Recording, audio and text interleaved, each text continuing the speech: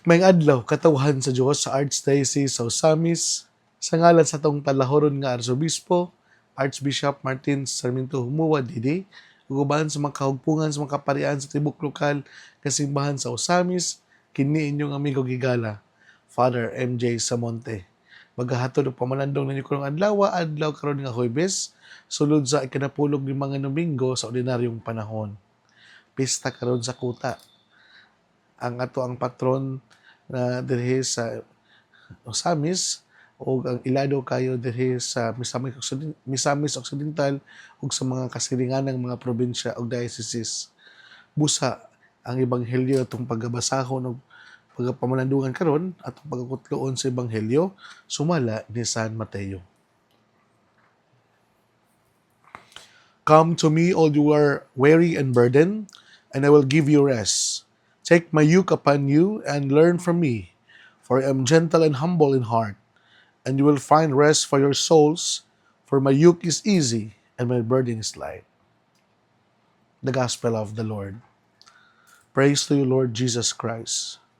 My dear brothers and sisters in Christ, ang imbitasyon karon to call anyone who is mentally, spiritually, and physically exhausted. Wala bitawng dili bini wala exempted ang tanan. Kay ngano man, human as we are, mao gini ang normal nga pagabation nga makasinati kita og kanang kakapoy mentally sa kadaghan sa mga pangunahuna kanang spiritually kanang murag usahay wala tay gana sa pag-ampo physically sa kadaghan sa mga gipagtrabaho. Kung kaning tulo ka buok mao ni ang bati nato nga kakapoy, kailangan yun ta og intervention dili sa competent authority nga psychiatrist, dili lang sa competent authority nga hospital director, dili lang gikan sa usa ka gym sa instructor aron na kita makapahulay, dili gikan gayud sa expert of all ang ato ang labing makaagahom our Lord Jesus Christ na mo'y maghatag kanato og tinuod nga kapahulayan. Ngano man nga ang tao makabati man og kanang tiredness, exhausted mentally, physically, spiritually, even financially, you know. So daghan kita og mga concern sa kinabuhi bintas nagpaanaw ta ning kinabuhi. Daghan kita og mga gitagaag pagtagad. Mao na nga karon as we celebrate the feast of Our Lady of Kota, na karon usab ang kapistahan nato no sa Our Lady Mount of Carmel na usa sa mga dako kayong bitawng kapistahan sa ato ang mga Carmelites na nun o mga fathers ato silang pasidunggan na as Prophet Elijah no nga dadton niya gibuntog o dadton niya gidipinsahan ang iyang pagtuo sa Mount Carmel na maopoy nahimo nilang tinubdan sa ilahang pagtuo isip mga Carmelites, fathers and nuns. Kita usab nga naninguha og kanang nindot nga sandiganan sa ato ang pagtuo mga igsoon. Even though we are exhausted mentally, physically, spiritually, financially, and psychologically or financially or unsa man ang mga kana bitawng kakapoy nimo karon daghan ba kay natawunon nato sa kinabuhi karon ang mental health sa tao angay gyud nato tagag pagtagad kay tungod kay usahay nagtawo nato ang usa ka tao usa ka pari ang usa ka individual sige og smile sige lang katawa it seems outward he or she is trying to portray that he is okay but deep inside he or she is crying. He is in pain. Siya di ay grabe ang iyang pinagdaanan sa buhay nga wala lang nasayod ang tanan. Mao na nga dako kining lantawnon nato aning kalibutan na because we can make a facade na atong i-portray o i-project nato na okay na ta. Nothing to worry. But deep inside, we are kuan di ay no nakitawng nagsinggit ta kung unsa na ang ato ang mga kasakit grabe na yung ato ang cry, grabe na yung ato ang pag-antos sa kakapoy na kung mahimo lang unta atong tagaan og hustisya, tagaan na og nindot nga kapahulayan. Mao na nga kaming mga kaparian sunod semana namin taong nindot yung kayo, no? After sa ah, preparation gikan sa CBCP, gikan sa namin taong brainstorming kung saan ngay buhaton, gikan sa physical nga preparation, gikan sa mental nga ng stress. Ang stress is sa kaugalingon, stress po sa kauban, sa pagpangandam. Alam bitaw, grabe, dili lalim ang mga naiaguman sa mga naa sa mga maong committee, labi na diri sa katedral, labi na sa mga parokya nga giadtuan sa ato ang mga CBCP.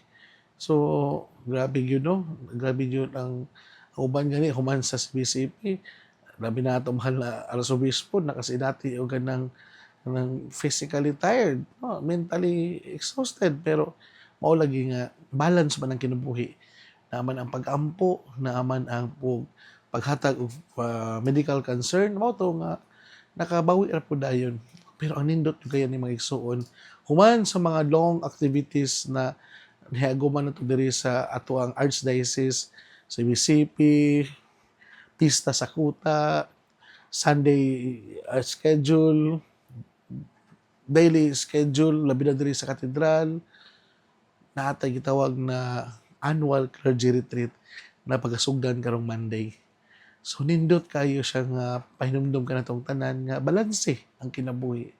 Nga bisan pa di ay og daghan kitag mga buhaton, nagya po oras o panahon para sa tanan. So mao ni mga igsuon pahinumdum po na ni Kristo. Hinaot pa unta nga kita gitawag o kanang call for vigilance, no? Na sa paghatag og pagtagad sa ato ang mga authentic na gipangbati o disposisyon sa matag usa. Una ang promise without the offer of true soul level rest rather than just a temporary physical sleep.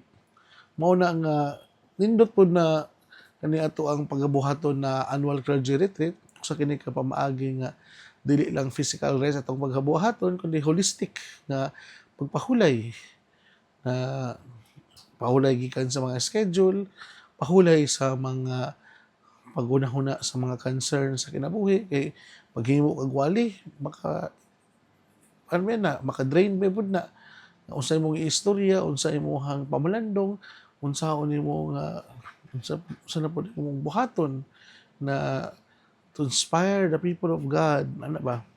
Muna ang yoke diri nag-ingon sa Ebanghelyo is a metaphor often used in the ancient world instead of crushing yokes of heavy legalistic rules or societal pressures. Jesus asked people to take on his teaching, which are described as gentle and kind. If you are looking for more kana bitaw makaingon ta nga unsa gyud ang angay natong buhaton ni mga igsoon, mga ingon ta nga daghan kayo og gi-offer ang kalibutan nga makaingon ta nga one way daw na makapares nato, no? Kanang mo-unwind ta og mga lugar, moadto ta og mga lugar nga nindot, moadto ta og kanang mga place where find serenity and peace, mugasto pa ta. Pero is it really the place that we find rest? Is it really the mao ba gyud ang lugar ba gyud mo gyud ang basihan nga makaingon ta nga makapahulay gyud ta diri? You know what? Sa kuang pagpamalandong, no, sa yanong nga kinabuhi, bisan pag-asa ta ibutang nga lugar kung ang maong lugar dili ta maka-attain of peace of mind and peace of heart, di gyud pud ta tinuod makapahulay. Mao na nga kani atong pangayoon nato ang grasya sa Ginoo nga bisan pag-asa man ta ipahiluna sa Ginoo, nagyud ta peace of mind and peace of heart nga aron bitaw sa ato ang adlaw-adlaw na pagpanginabuhi kalibutan na maka na bitong kapuyon man ta sa ato ang mga day-to-day activities, pero at the end of the day, we feel contented, we feel fulfilled kay nabuhat man nato ang mission na gusto ipabuhat sa Ginoo kanato. Mao na nga magison ko ni Kristo, ato ang pangayoon ng pangaliya sa ato ang mahal nga birhen, ang birhen sa kuta, na mao yang kapistahan karon nga karami taw ang maternal care sa usa ka inahan di gyud lalim nga sakripisyo ang kaya niyang buhaton aron lamang ang iyang anak makasinati og security, ma-embrace niya ang iyang mga insecurity sa kinabuhi, ang iyang mga pain and suffering. Kung mahimo ang inahan na lang gani mo experience ug masinati ani para lamang ang inahan andam gyud mo antos nga bitaw kayo ko ba usahay bitaw nga sa kadaghan sa mga trabaho nun sa balay, sa kadaghan sa mga concern sa kinabuhi. Ako, nakasinati ko sa ako ang kaguli kong inahan nga, kabalo siya. Marami taong bisan pa og sa kadugay na niya sig limpyo sa balay, sa kadugay na niya nga sige og buhat sa trabaho sa panimalay. Pero kapuyod man siya sa tibok adlaw, pero kung nakita lang niya nga iyang anak, everything is okay, everything is fine, para nako mo to ang dako kay niya nga kana bitawng contentment na baka pa energize niya og balik ug maghatag niya og bag-o o paglaom bag-o niyang enerhiya sa pagpadayon sa kinabuhi. Siguro kanhapon nga hiyas atong makatunan sa usa ka inahan nga bisan pag kapuyon siya sa tibok adlaw nga siya na nang laba, siya na mo ay nanghugas, siya mo ay nanglimpyo sa balay, siya na mo ay nagluto og pagkaon, moatiman pa gyud sa ato ang mga gamit, sa ato ang mga daily house chores. Pero bisan pagbalik-balik din ang gibuhat, maka makatagaman, makaingon ta nga dili lalim, pero dili gyud siya ingon bitaw nga muundang kay ngano man kay tungod gibuhat man niya out of love sa iyang pamilya. Gibuhat man niya maong trabaho nga out of kanang love and concern ngadto sa iyang mga minahal sa kinabuhi. So ito pa di ay basta butang maka physically, mentally na makahatag kakapoy, pero we continue to do it as long as nakita nato nga ang beneficiary ani ang nakabenepisyo ani ang ato ang mga minahal usab sa kinabuhi. Inanaon ta ato ang makatunan sa usa ka inahan mga igsuon nga dili ta matagam, dili ta muundang ug dili ta nga musurrender dayon sa kakapoy sa kinabuhi tungod kay ang tanang atong mga sakripisyo ug pag-antos ang nakabenepisyo o nakasinati nini ato ang mga minahal labi na ang mga anak o ang mga membro sa pamilya nga andam itong ihalad atong oras o panahon bisan pa magkapoy o dili-dili atong mga nasinati sa kinabuhi. Mga igsuon, iampo mi ninyo mga kaparian nga as we have our 1 week retreat sa Tagaytay na mahimong mabungahon, maghatag og bagong kadasig, bagong enerhiya, bagong insights and reflection nga sa among pagbalik mahimo kaming madasigon nga mga lagad ug balik diha sa katawhan bisan pa man sa kadaghan sa demand sa kinabuhi. Hinapunta na kaning short break na nasinati sa inyong mga kaparian, kaming mga inordinahan, maghatag usab kani og bagong nabitong perspektibo sa kinabuhi nga ang kinabuhi di ay dili lang lunlon nga ng pag-antos o sakripisyo aduna kailangan po dito muhunong sa makadyot. We pause, we reflect, and we enjoy life because importante man po nga sa to ang happy minister is a happy parishioner. Kapag happy ang parishioner o happy po ang minister, kung happy ang minister o happy ang parishioner, we have a happy community. Ang happy ang community, happy po ang Ginoo nga nagsud-ong naglantaw kanato. Mana lang mga igsuon nga kung healthy usab ang atong relasyon sa mga tag-usa, healthy usab ang kuan ang matag-usa. Mao bitaw na nga importante nga kami inyong mga ministro, kami inyong mga kaparian, dapat we are physically, mentally, fit to administer the sacraments.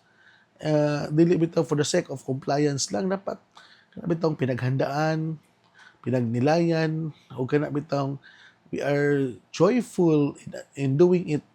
Dili bitaw ingon for the sake of schedule lang nagibuhat na mo ang pag-administer sa mga sakramento, kundi makita niyo sa mong dagway nga malipayon kami, wala kami napugos o wala kami dili kontra gusto ang mong gibuhat. Kay tungod nakasabot kami kani gi-assign aning mga dapita, mao kani ang i-fulfill nga trabaho, o dapat malipayon kita ug masadyaon kita nga naghimo sa mga takas o responsibilidad na gisangon diri kanato. Mga igsoon, kapuyon man ta sa panaw sa kinabuhi, pero dili ta angay mo surrender sa pagbuhat og maayo. Dili ta angay mohunong sa pagtinarong sa kinabuhi. Mopahuway ta. Kung angay mo pahuway, mo mamalandong ta sa unsay angay pamalandungan, o kailangan sa tang mohunong o tawag na to health break, spiritual break, or any break nga angay na to nga i-check ang atong panaw kung kita nagsupay pa ba sa dalan nga angay na tong pagalaktan. Inana ra man gud ang kinabuhi ng igsoon. So busa sa tanan natong mga naminaw karon, labi na sa ato ang mga kaigsuonan nga naa sa mga tatagsa ka mga panimalay, Pangilinan family diha sa Bernard Subdivision, sa ato ang mga kaigsuonan usab nga naminaw karon niya sa mga ospital, sa ilang tagsa-tagsa ka mga panimalay. Daghang salamat sa inyong makanunayon kayo nga suporta ug pag-ampo, ug labi na sa inyong ubos nga higala na si Father MJ Samonte.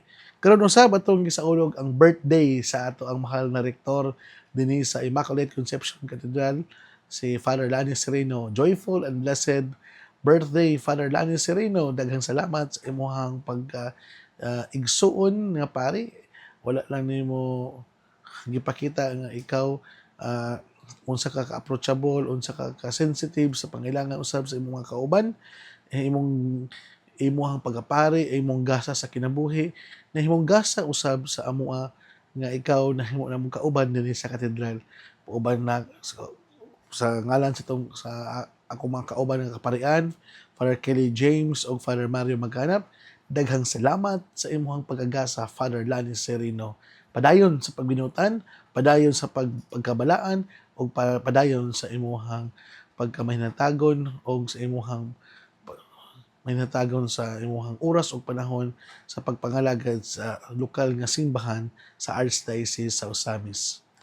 Without punta nga sa imong pagpadayon sa pagpangalagad sa simbahan, daghan pang mga tao nga ma-inspired o daghan pang mga tao nga madasig nga ikaw na himong gasa diha sa komunidad o labi na sa lokal nga simbahan sa Osamis. Malipayon kami nga ikaw amo na himong rektor, o hinaot pa unta nga ikaw usab malipayon nga kami nahimo nimong kauban. So mga igsoon nila ko kutob ayo kamo kalimot na ang pulong sa Dios angay gayud nga pamation, pamalandungan ug paningkamutan nato mapuy-an. Sama kani sa tanom na gitanom daplin sa sapa, kansang ang dahon dili gayud malaya, ug panahon sa ting bunga mohatag kanig maayong mga bunga. Hinaot pa unta na kaning tanan natong nadungog ug pamalandungan maghatag kana magdala ka nato sa pagkinabuhi nga balaan. Tabi na nato sa atong mga igsoong binunyagan. Mga igsoon ug manausab uban sa pangama sa atong mahal nga berhen na atong gitawag dinhi sa misamisnon nga pista karon ng Berhen sa Kuta. Ama Dios, magapanalangin kanato sa ngalan samahan sa anak sa Espiritu Santo. Amen. Daghang salamat ug happy pesta. Viva Maria! Viva Berhen sa Kuta! Daghang salamat kanatong tanan.